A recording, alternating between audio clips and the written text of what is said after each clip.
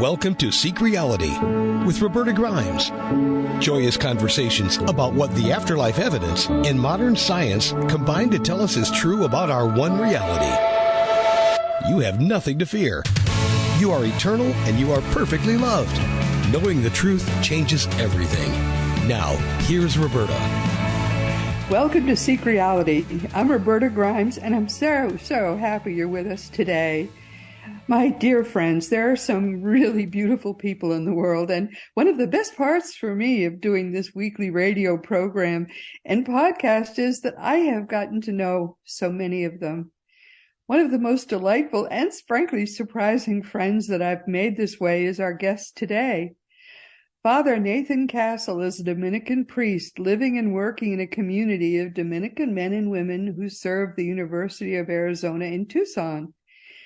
So it's hard to imagine anyone who is a more traditional Catholic, but Nathan Castle is also a very spiritual man, and more than 2 decades ago, he was recruited by elevated beings, not in bodies, to do some extremely necessary spiritual rescue work.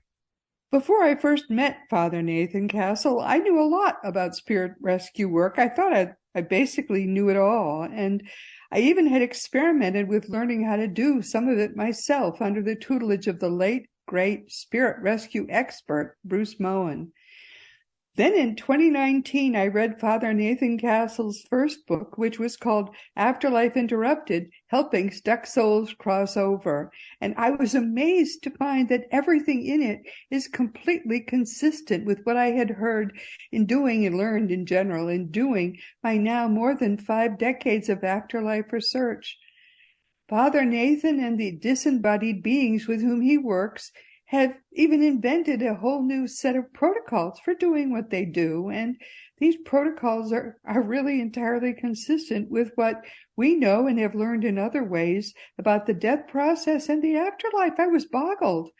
It was altogether amazing to me. And the Catholic Church accepts all of this.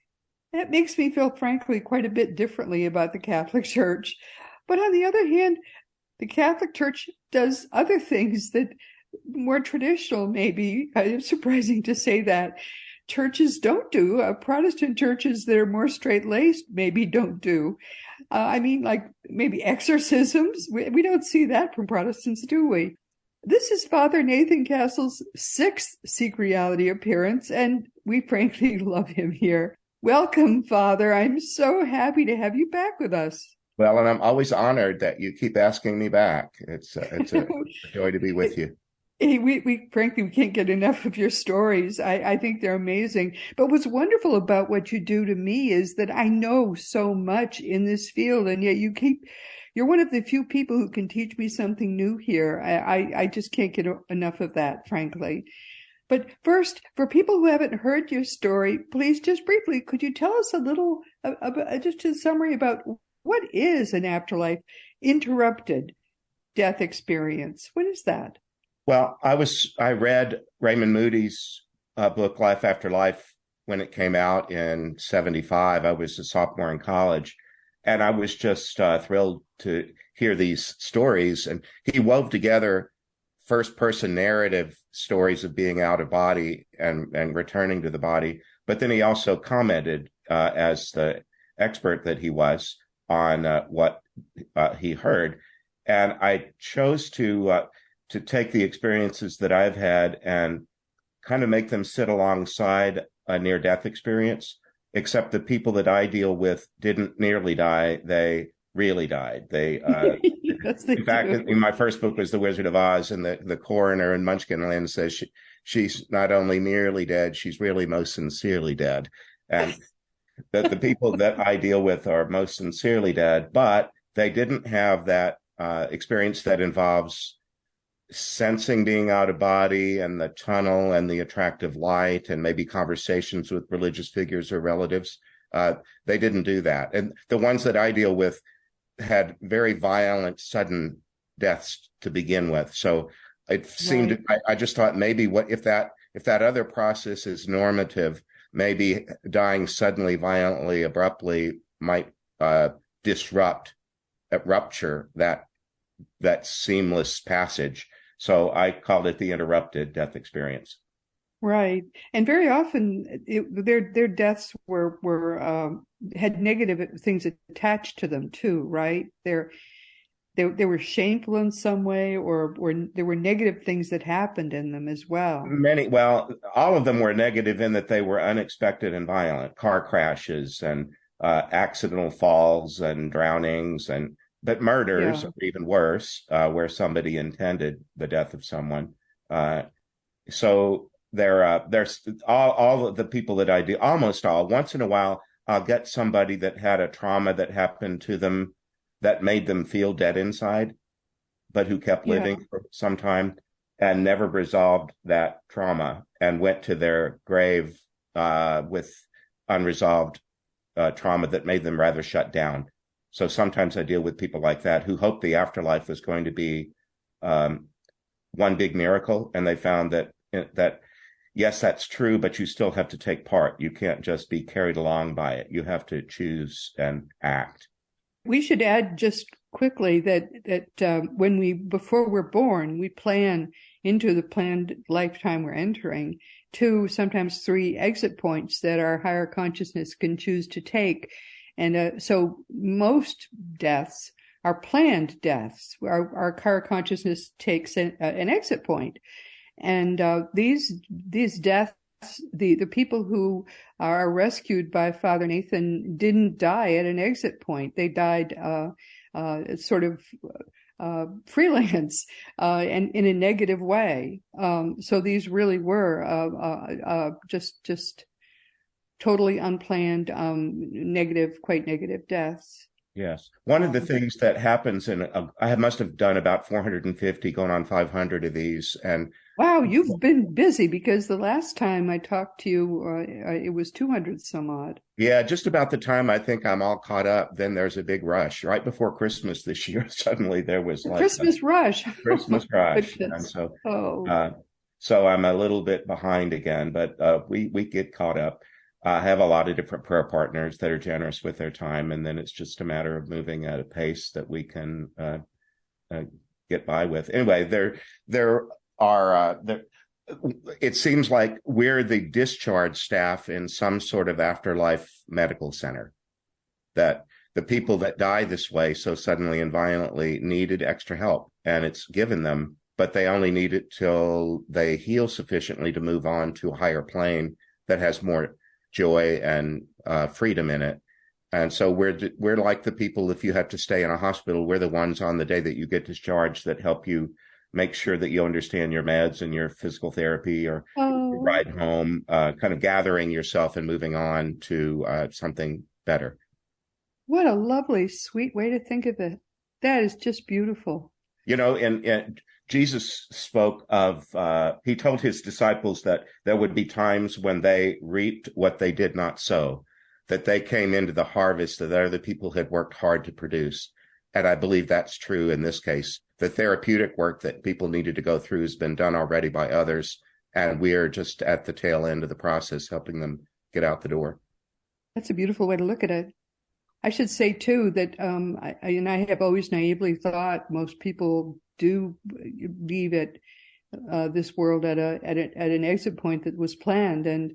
But now Mikey Morgan, who's one of our regular guests, who really knows what he is talking about, is a very high-level being, tells us that 25% or more of deaths don't happen at a planned exit point or in a normal way, and people do go off track for a time. And so this is a very common problem. And there are a few other ways that they can happen deaths can happen in an abnormal way. So what you are doing is truly, truly God's work. I'm glad you said that, because it gives me an opportunity to remind people that if in fact you've lost a loved one in a sudden violent death, please don't assume that they're stuck, because they're probably not. I think it's uncommon.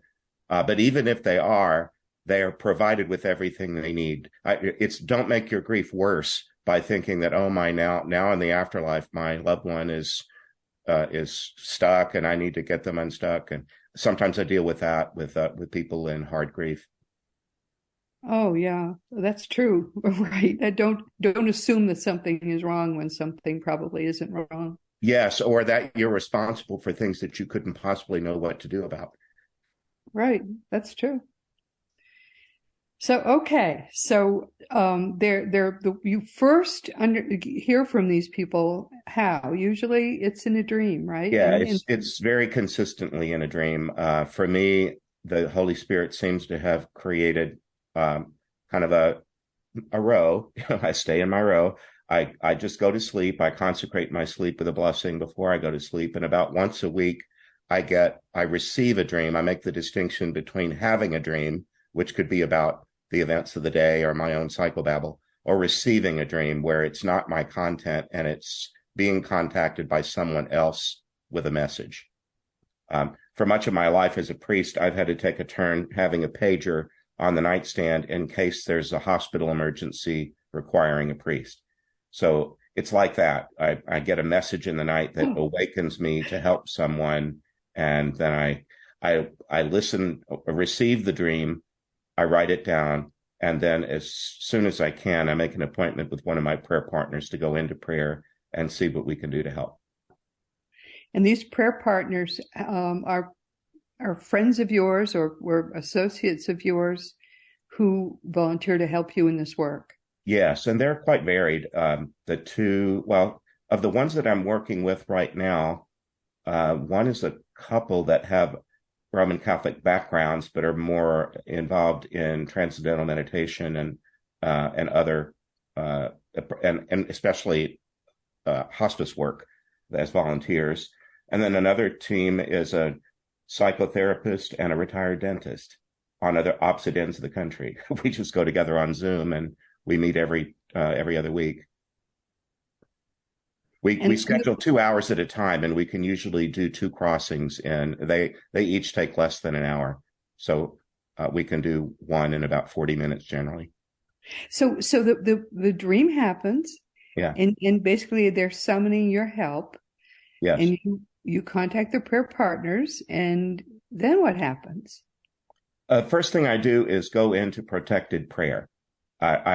I like to say I don't pick up hitchhikers on this plane or on any other. I believe that everyone is well made by the Creator who made all things well, but not everyone behaves well, and not everyone is safe company. So I call on St. Michael the Archangel, who's an old and dear friend and my own guardian angel. Some of your listeners might call them spirit guides or energy beings or something else, but my Catholic language serves me well, I think, my guardian angel. I call on St. Dominic, the patron, founder of the order I belong to, Mary, Mother of Jesus. Of course, I make the sign of the cross, so that includes God, who I've been taught is both one and three, Father, Son, and Spirit. So Jesus is embedded in the whole thing. Anyway, I have a whole posse of people. I think of it like a holy huddle, being surrounded by holy huddle. Light, happiness, and peace. That we do that first. And then I read the dream as I wrote it down in my journal. I usually read it twice, once for the mind and once for the heart. Settle in and go into a little deeper focused prayer. And then almost always anymore, we ask if the guardian angel would come on the line first to do something that resembles a microphone test, because these people are going to borrow my voice, and it's something they've never done before most of the time. So their guardian shows them how easy it is to do. We get acquainted a little bit. Sometimes I ask for a little bit of clarity that the guardian can provide. For example, someone might have shown me that they died in an automobile accident, but they didn't make it clear whether they were male or female, just in the way they told the story. So that's helpful to know going in. So is if we're in the United States or in some other country, that's helpful to know. And then sometimes the dream has a lot of characters in it, and it's not clear to me who it is we're going to be helping.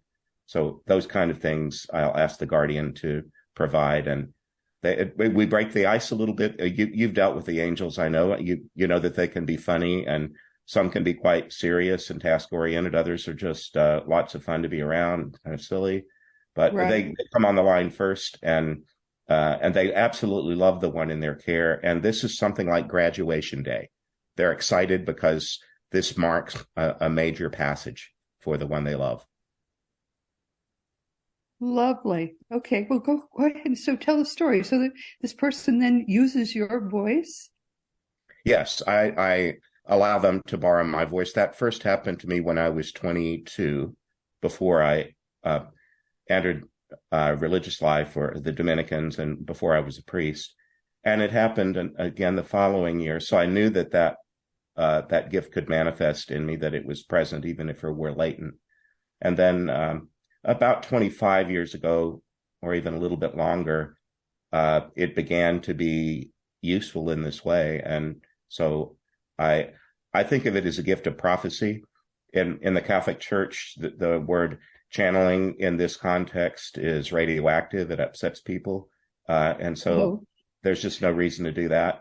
And I believe in that St. Paul, in his list of the different gifts, that prophecy is, well, it means pro just means for, and thetes has to do with speech, to speak for.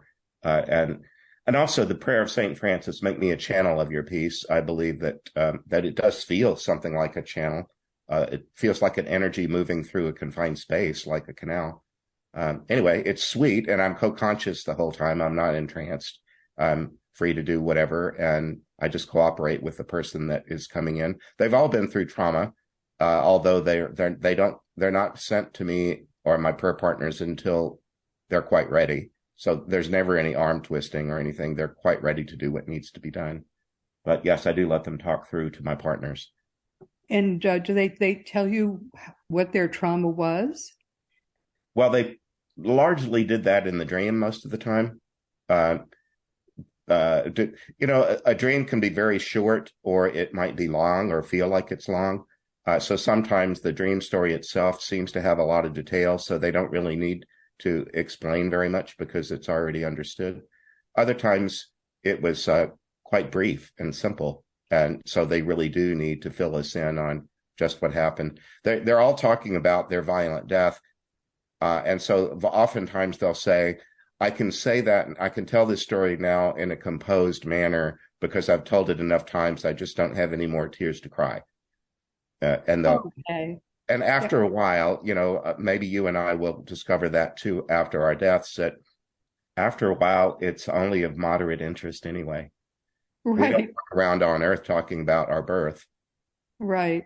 um, unless it comes up. And maybe you could talk a little bit about it if you wanted to, but it's not something that people talk about a lot, how they died.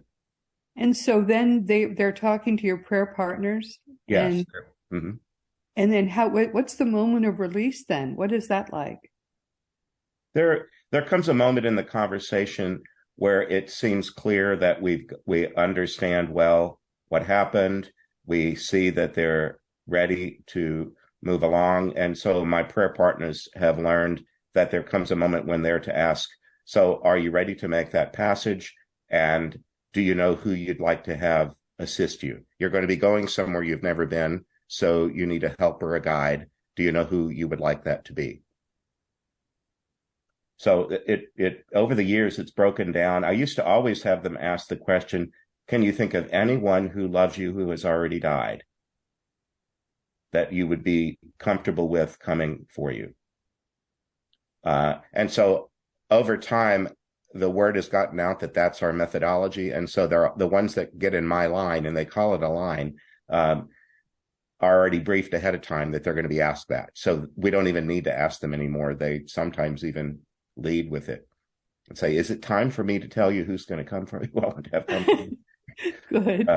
And then sometimes they decide they don't really need anybody else because they've come to love and trust their guardian angel, and they're already here. So why bother anybody else? We can just, I've already got the help I need. And then once in a while, they want to take the luck of the draw and see who shows up. Very often they say, I've been treated with nothing but kindness and regard since I awoke here. I'm sure that whoever the next person is will be equally kind and competent. And then once in a while, they'll choose a celebrity. They'll just say, wow, you mean it can be anybody? And we'll say, well, we can't summon, we only invite. We don't boss people around in the afterlife, but we can ask. And Right. and so sometimes they'll get someone rather extraordinary, someone well known here because they ask. Lovely. And then so they just go off? Yes, sometimes it's simply going for a walk. Other times there's different conveyances, boats or cars or escalators. Recently, a hot air balloon. Their balloon. It's just great fun. A little airplane from the late 50s. Yeah. It can just be all kind of things. The one of the things that I've been struck with over the years of doing this is that, at least among Christian people, the Christian imagination about what happens after death, I think, is way too paltry. You I know, know. golden Sure. streets and angels and harps, or God forbid, church services that go on forever. People are, Oh, you know how different people are here. Why would we oh, presume that they all want some generic afterlife thing? And God oh, that's created funny. such biodiversity and variety here. It just continues on in the next plane from what I've seen. Oh, yes. Oh, it's beautiful there beyond anyone's imagination. Yes, They just, you just have to let your imagination go wild, and that's not even enough for how yes, beautiful it is there. right. Oh, and so you just give them this handoff opportunity. Basically, there's a ceremony. It's like you preside over that ceremony. Yeah, and it's really, I wouldn't even, I lead a lot of ceremonies, and I don't even think it has that formality that we often attach to ceremony. It's just a process, one thing after another, and there comes a moment when it's just time. We're just going to start repeating ourselves if we keep talking. So it's really time to get on our way. Isn't that lovely? Yeah. Oh, that's beautiful. And you said you had a rather special story that you could tell us that you just, because you ask for their permission before you put these stories in your books, or you tell them when you give a speech at a conference, or where because you Yes. started to Anyway, the become a story might be celebrity. I should changing. just tell everybody we were among the first people you spoke to several years ago, but now you're a celebrity in this field, which I It's think funny. is wonderful. I'm beginning to I recently, I have a podcast that began in October, which is about 4 months ago, and Raymond Moody has been my guest, which was a great thrill, and Eben Alexander will be tomorrow, and a lot of other folk, Mark Anthony, you recognize a lot of these names, and then Yeah. friends of Well, mine and been my my sister. my guess as well. I enjoy very much doing this, I have to say. Sure. Well, and you, when you have a show, you get to decide what you're doing. I don't always have a guest. I sometimes I just tell stories from they're in the two books. There's a total of 26 stories that are in the public domain because I've gotten permission. But I recently got permission to do one that's going to be included in my third book in this series that I'm just beginning to work on. In the new one, I want to choose stories. I think the subtitle is going to be "Please Let Me Explain." So Afterlife Interrupted, please let me explain. Oh, that's wonderful. Some of the people are just have a way with words, or they can paint a mental picture the way some are really good storytellers. And the Yes. way that they explain what happened to them, how they went through it, what happened next, and what's happening in the crossing that we facilitate. There's just such clarity and depth, breadth to it that's the next thing that I want to do is choose some stories that I think stand out in that regard. Yes. Oh, yes, I'm sure. So what's the story you just got permission to tell? Well, I was many in your audience would know IANDS, IANDS, the International Association for Near-Death Studies. I Yes. was at their convention pre-pandemic. They had one that was in King of Prussia, Pennsylvania, a northern suburb of Philadelphia. And I was on a panel there. I was given 13 minutes to speak, and so were two other people, each of whom had their own stories to tell, but we were grouped on a panel. And I met this gentleman, Michael, and we finished our panel. We went to lunch together and went into more detail about what I do. And I just said, maybe you'd enjoy being a prayer partner. Why don't we go up to my hotel room and we can help somebody cross? And he jumped at the chance and was a good, compassionate listener. Anybody that's doing hospice work has got to be a compassionate listener. So we did one right there in my hotel room. And during these crossings, it just seems rude to inject the fact that you're writing a book and don't leave yet, Roberta. I want I want to get your story in my book. That can come later. So I don't chat up people who have died just for my amusement. But if I think that their story is one I want to share publicly, I go back into prayer and ask if they wouldn't mind spending a moment with me to answer a yes or no question. May we use your story? So I've just done that with a news story. So want to hear it, don't you? Yes. This one, the dream, I'm going to read it because I brought it up on my screen. This was on August 13th of 2019. This is all it was. I simply saw a group of 3 African people. I think they were a family. There was a young man, perhaps in his 30s, who was smiling, a woman who might have been his wife, and a child who might have been between 10 or 13 years old. All they did was look at me, and the man smiled. But I was wondering if they're in need of the kind of help that we might be able to provide. So I went into prayer to see if that was the case. So it was like a snapshot that was also a video. So it just looked like a still photo, except the people in it were waving at me and staring right at the camera. So a little uncommon. Well, Yeah. When I did go into prayer, we did our protective prayers, and a guardian came through. Well, actually, let's see. Yes, a guardian. It wasn't a guardian. It was a saint, which was uncommon. His name is Saint Charles Lwanga. Have you ever heard of him? No. He's not very well known, but he died in Uganda in 1885 as a martyr, with a group of other people being martyred by the king of Uganda. And he has his own day on the calendar now, because both the Catholic and a lot of the other mainline Christian churches have been doing evangelical work in Africa for about 150 or 200 years. And now in the Catholic Church, there's loads and loads of Catholics in Africa. And so he's the first Black African saint. There were first century ones that were from the north coast, the Mediterranean coast of Africa, but they would have looked more Palestinian maybe, or Arab. Yeah. But he is clearly Negro and more central or southern Africa. And he came through, and he just said he loved these people, and they had gone through the genocide in Rwanda. Good grief. Awful. So they had been murdered together as a family back in I don't remember when that was, the late 90s, do you think? Do you remember when that happened?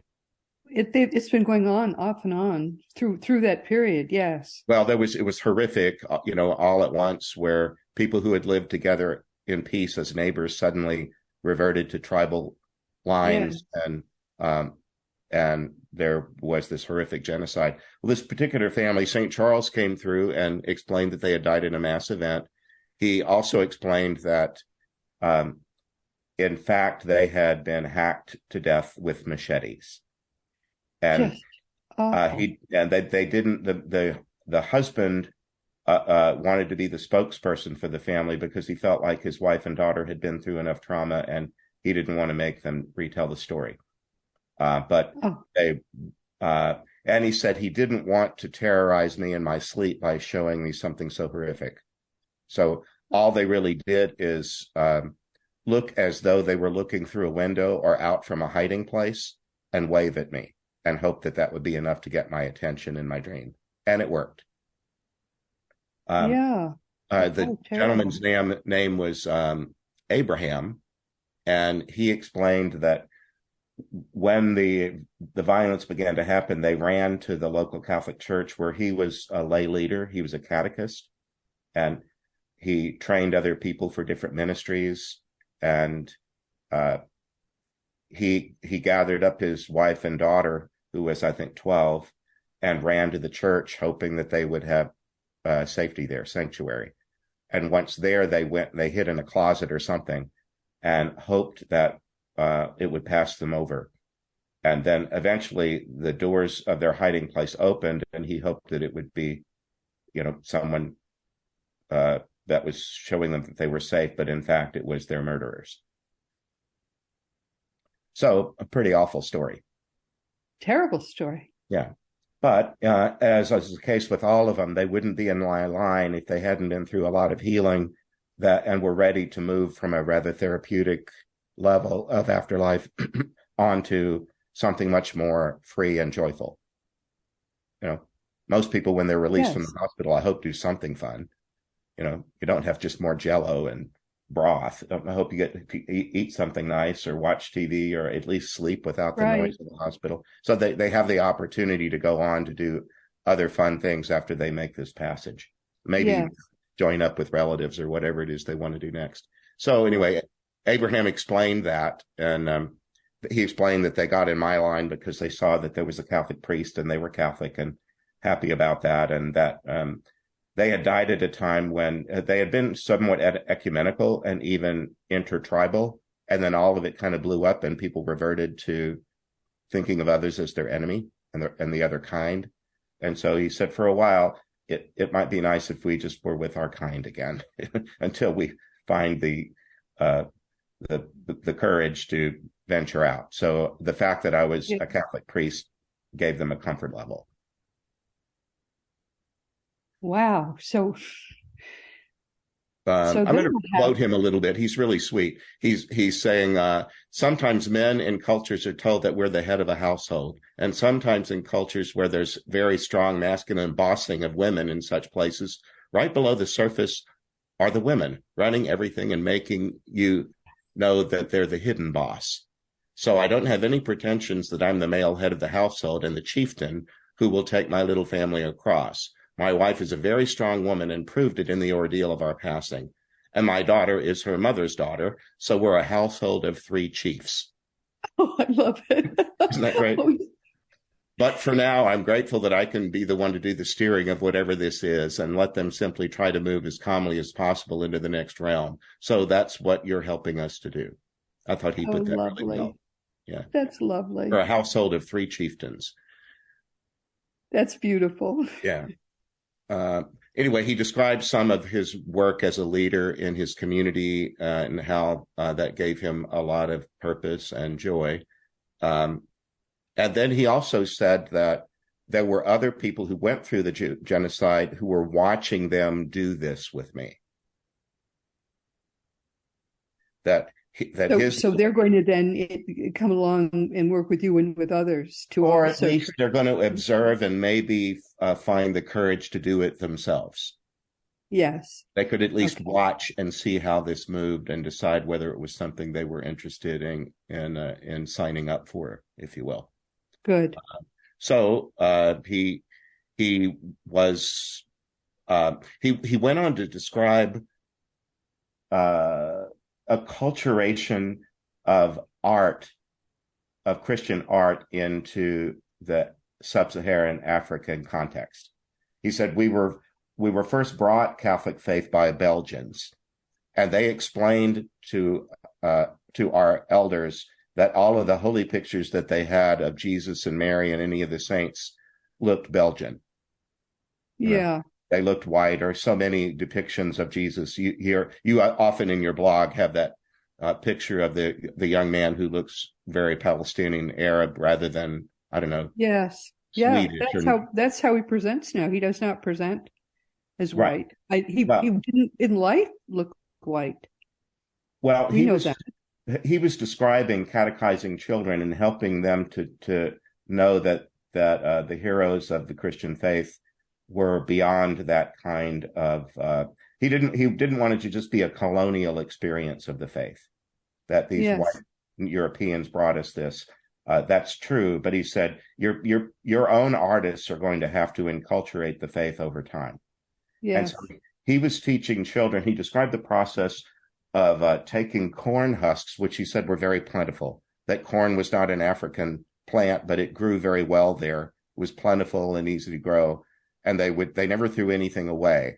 They took the corn husks, dried them, and flattened them under rocks or books and turned it into something like construction paper.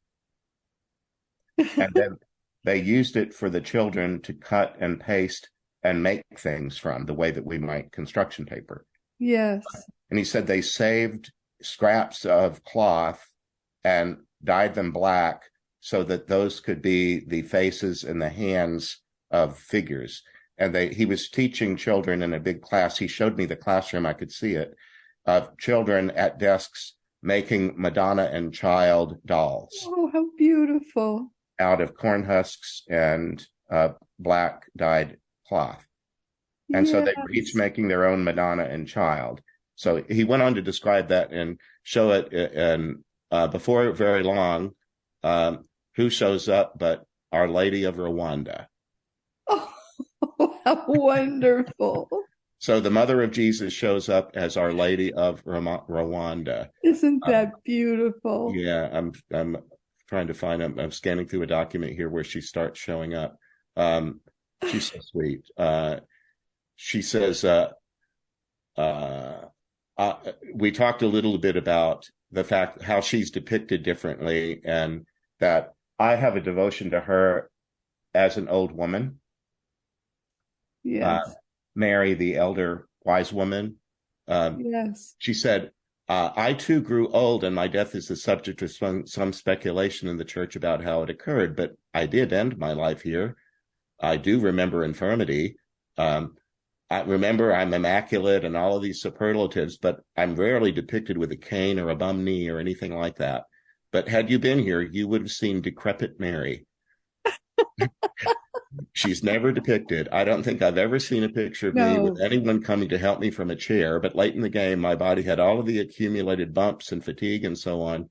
No need to go and do any of that any longer. But she was just trying to say, Michael and Linda are, I think, in their mid-70s, and I'm coming on 67. And she's just saying, well, I lived it to old age. I remember what it felt like. Oh, this is funny. You know how when you go to those conferences like Ions, there's a bookstore where you can sell your books? Yes. She said, we were at the conference, remember? We were in our hotel room. And she said, well, we've been trying to say to potential customers, look over here at this one, but without much success. We haven't been very successful at selling his books. But she said she tried. Anyway, let's see. She goes into a lot of detail about how she loves these people, and that she's often depicted with crowns and gowns and finery. And she said, but I really lived a lot like these people did. We never threw anything away. Anything that we had was used 3 or 4 times over in any way that we could before it was gone or thrown out. So she really liked the fact that they were doing these craft projects. And then just to get to the end of it, Abraham described that when shipments came in from other places, for example, a sack of beans or seeds, they would come in something like a burlap sack, but they didn't throw away the sack because it was sturdy. It had to be, to ship things in. He said we would often poke holes in the top of it and run some cord through it and turn it into a sled. And we would put the children on it when we had to walk from place to place, and we would drag them behind us on a sled made out of the burlap sack. Oh, of course. So, and the children liked it, and it was easy, and it didn't cost anything. So when it was time for them to pass, Abraham said, well, she's the mother and we're the children. And so she has a sack that's big enough for all 3 of us to get on and sit down on. And apparently she's quite strong enough to pull all 3 of us. Oh my. So Mary, Our Lady of Rwanda, pulls them from where they were in their afterlife passage to a better place as children riding on a little sled that she was pulling. Oh, isn't that wonderful? Yeah, it's sweet. She said, it's all very sweet the way they honor me, but the real way that I lived was saving every scrap and finding a new use for it. And these people felt like they were scraps because they were in fact cut and hacked. They're going to find now that they're the raw material for beautiful creations They're going to be not just once, but many times, because it's eternity. They're going to find every bit of them, every scrap of them has a holy application. Everything they went through or ever did or thought or dreamt can be like the paste and the corn thing that he described in the dye bath. They're going to be the media of art for many creative projects because they've made themselves so trusting. They have every reason not to be very trustful, and yet they've overcome it. They have a sweetness that's extraordinary. Yeah, that is beautiful. That is just beautiful. Wow, but what a terrible thing. I mean, what's going on in Africa is that because it's really yeah, we don't always hear all of it. I think there's just a kind of fatigue about bad news, and the Congo is always having upset and a lot of starvation up. I guess Eritrea and Ethiopia have been having wars, and Sudan and South Sudan, and I guess today it was where's Mogadishu? That was in the news today. Anyway, this was a sweet African story, and Mary was Our Lady of Rwanda was on the job. So I have it. That's going to be on the new book, and it's going to be it's the proposal of a talk I want to give at the IONS conference in September. No, that's lovely. They will love it. But so. I think it emphasizes the fact that Mary and Jesus were not they didn't wear the crowns when they were in the world. Oh, heavens no. She told me a long time ago, she said, I am not some delicate, pristine figurine. I was a hardworking woman who had dirt beneath my nails more often than not. Mary and Joseph were quite possibly slaves until Jesus was 30 years old, and that's why his ministry started as late as it did. And I think the thing I would like most to emphasize is that this whole system that you are working is a system that was established by people in spirit. I mean, you didn't set out, Father Nathan, to become a rescue person. No, when I describe my in front of a group, when people say, how did this all start? I go back to childhood, and I explain that in the first Afterlife Interrupted book. The early chapters are really about how I was raised in the Catholic Church to understand that I was a hybrid being that was on the earth and also a spirit being, and that I had a family on earth and a family in heaven. And I learned to pray for what we call the souls in purgatory and help them advance. And I was very faithful to doing that as a child. I fell asleep every night doing that. And it was then even though years later it manifested in this much more unusual way, I was raised to know that I could help people cross when I was tiny. But this whole system seems to have been worked out, not by you, but by partners, by beings not in bodies, by angels and spirits who saw a need and found a very empathetic priest that they knew that they could trust and rely on to do this work. And there you are. Yeah, there's one really sweet lady in the second book. Her name is Wilhelmina. She's an example of someone who didn't die violently, but her husband dropped dead in front of her about 9 years, I think, before she finally died. And it just shattered her. And she never recovered from it. And she always lived kind of apart from herself in a dissociative state. And in her afterlife, she moved very slowly because she said, that's all I would permit.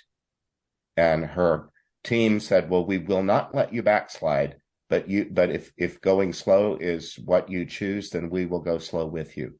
But when she was ready to re-engage and make this crossing, she said, I was used to sitting in my front room of my house and paging through thick catalogs and catalog shop. She mentioned the J.C. Penney's and Sears catalogs. I remember those from my childhood. Me too. And she said when it was time to choose a way to cross, they gave me a catalog and they just sat me down and said, you page through this until you see something that interests you. And she paged through lots of different ways that this might happen. And she turned a page and found me in a catalog and said, oh, look, here's a Catholic priest that does this. I was Catholic. I think I'll choose this one. So that's wonderful. Oh, my goodness. Yeah. You didn't even know you were in a catalog. I didn't, no, but that was what was familiar to her. So that was what they gave her to work with. Oh, I think that's just great. Yeah. But the point is that you're somebody that Spirit trusted. And so they chose you to do this work. It's funny because when they did, there was no manual given me. It just happened. We told that story of Ray on previous shows of yours, the first time that this all happened. And the prayer partner I was with at the time, we just had to reason our way through it. You know, what we learned, what he wanted, what he needed. And then we just said, okay, we'll get busy and help you. And one thing led to another. And then it morphed into a routine, especially that question that I mentioned earlier in this show. Can you think of anyone who loved you who died before you did? Yes. In other words, do you have friends in high places? Do you have somebody that could come back around and help you advance or ascend, however you want to think of it? And that just made sense and it worked. So I just stuck with that for the longest time. Yeah. But it just shows you how wonderfully, well, Spirit is wonderful at reading people's hearts and choosing the right people to do the right work. But yes. And in the therapeutic part, I deal with a lot of people that died either of suicide or maybe drug abuse that might have been preceded by depression or I don't know, emotional pain that they didn't know what to do with other than to drug it out. And a lot of people that deal with mental health issues here, or the people who love them, find that it can be very hit and miss how the diagnoses happen and what medications are given or treatments. And in the afterlife, everything works the first time. They always know exactly what needs to be done. And people Isn't that amazing? It's like a miracle. Yeah. Oh my. And it doesn't cost anything. Yes. One guy from South America was a poor man, and he woke up in one of these afterlife clinics and thought, I must have gotten rich. How did I get here? Yes. There are clean sheets and everything that I need is here. And they're giving me all kinds of things I didn't even think to ask for. He thought he was just rich in the afterlife because he was in something like a clinic that only the rich could have afforded. Isn't that wonderful? Yeah. Oh, my dear friend, I could talk with you all day long, but I always feel that way when you're here. Unfortunately, we've come to the end of our time. We're going to have you back again. You're like an addiction, I must say. All right. But will you please consider yourself hugged? Father Nathan's website is nathan-castle.com, and his books are Afterlife Interrupted, Helping Stuck Souls Cross Over, and Afterlife Interrupted, Helping Stuck Souls Cross Over 2. And they're both, you cannot put them down when you start reading, so make sure you have an evening free. They're just so enjoyable. And everything, what's amazing is everything in his books directly correlates with what we know about the afterlife. So this is all real stuff. And thanks to you, I learned something new about an area where I'm already an expert. Very few times does that happen. It's really amazing, amazing stuff. And when is the next one out? Do we know? Or you haven't even written it yet, so it'll be a while. I haven't. The stories are already in written form because I transcribe them. We record everything and get it transcribed, and then I edit the transcripts. So a lot of the work is done immediately. I'm hoping to have this one ready by the end of the summer. Oh, great. Super. Well, we'll have you back at least then, but maybe sooner than that. I'm also working on another book on the Gospel of John as the script of a play rather than a short story. So you just can't stop, can you? You're so full of energy. I just love that. Well, I'm looking forward to playing around with that one. Yeah, I know the feeling when you get an idea, you just can't stop. Mm-hmm. Good for you. Big hug, my dear. All right. Well, God bless you, and God bless all of your listeners. Thank you, my dear. And again, everyone, we have come to the end of our time. This has been Seek Reality with Roberta Grimes. I'm so happy you could be with us today. Please never forget that you are a powerful, eternal being. You never began, you never will end. And when you really get what that means, it changes everything in your life for the better. Next week, our guest will be the wonderful, wonderful Craig Hogan. He'll be with us, believe it or not, for the 39th time. His record is perfect. He always has something different to talk with us about. And this time it's going to be some of the fun things that people do after wonderful, wonderful Father Nathan has helped them and they've finally made it to the afterlife. What are some of the fun things they do when they finally do get there? Of course, that's besides snowboarding with people like Mikey Morgan. You won't want to miss this. Please be sure to join us next week. And this week we've been talking with the wonderful Father Nathan Castle. He's been with us for the 6th time, and he'll get to 39, I think, because we can't get enough of Father Nathan. He's a Dominican priest with the full knowledge and approval of his church superiors. He helps stuck souls cross over. Father Nathan's work really is remarkable, and it's desperately needed. Because he carefully documents what he does, he's contributing substantially to the afterlife literature. I cannot say enough good things about such a sweet and beautiful human being. Thank you again, dear Father Nathan. I love to talk with him, I have to tell you. And now, of course, it's time once again to mention that Seek Reality Online is your one-stop source for all things death and the afterlife. Just go to seekreality.com and start to learn for yourself that it's impossible. It really is impossible for you ever to die. You can begin today to learn that your reality really is eternal. As you know, my own nonfiction books are Liberating Jesus, My Thomas, The Fun of Dying, The Fun of Staying in Touch, The Fun of Living Together, The Fun of Growing Forever, and The Fun of Loving Jesus, Embracing the Christianity that Jesus taught. It's time, don't you think he had his turn?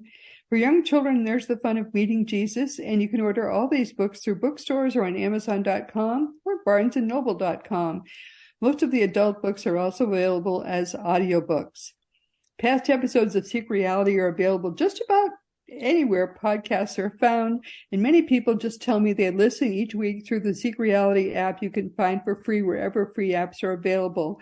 And meanwhile, this has been Seek Reality with Roberta Grimes. Please enjoy and make the most of this coming week in our one reality, always knowing that you are a powerful, eternal being, and you in particular in all the universe.